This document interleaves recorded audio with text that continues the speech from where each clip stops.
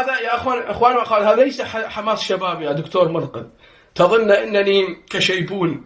لا، يا ليس حماس شباب، انما هذا يا دكتور منقذ هو طلب للحوار معك، طلب للحوار معك وردا على تحديك، ردا على طلبك. أنت تقول الناس لا يأتون إلى مناظرة، وأنا تحديتك عشرات المرات في فيديوهات، عشرات المرات تحديتك في مناظرة وتقول لا أحد يقبل مناظرتي.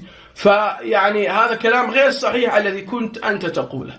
فأنا اليوم أتيت لأرد على تحديك، وأتيت لأطلبك إلى المناظرة، وعليك أن تقبلها يا دكتور منقذ بكل رحاب الصدر وبكل جرأة وبكل فخر، لأنك ستعلم المنصرين دينهم، وسيتابعك الكبار والصغار، وسيتابعك الصغار والكبار بالعمر وبالمكانة وبالقدرة بالتمييزات العنصرية التي أنتم تطلقونها ولست أنا.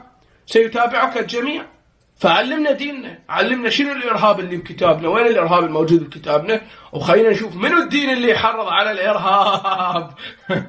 خلينا نشوف يا دكتور منقذ ما هو الدين الذي يحرض على الإرهاب وعلى إلى آخره. لا أريد أن أطيل بالكلام. فهل تقبل المناظرة يا دكتور منقذ بالعنوان الذي أنت طلبته؟ فأنا أتحداك أن تقبل وسنرى. شكرا لكم إخوتي وأخواتي. أتمنى منكم وضع هذا الفيديو في قناة الدكتور منقذ السقار في التعليقات، وأكتبوا فوق الرابط حسين العراقي يتحدى منقذ السقار، وانزلوه إليه بكثرة بكثرة بكثرة إخوتي وأخواتي، حتى يرى الناس الذين يتابعون منقذ من الذي يهرب من المناظرات. وأتمنى يعني عندي أمل بالدكتور منقذ، عندي أمل قليل أنه سيوافق.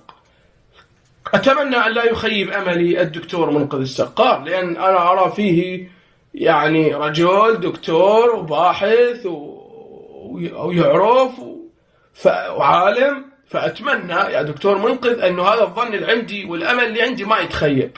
يا ريت دورتك.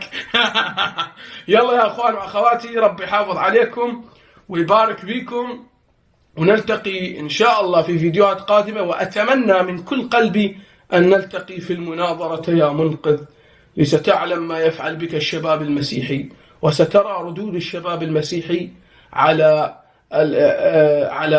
يعني افتراءاتك وأقوالك. فهل تقوى على نزال الشباب يا منقذ؟ لنرى. تحياتي إخوتي وأخواتي، والرب يبارك.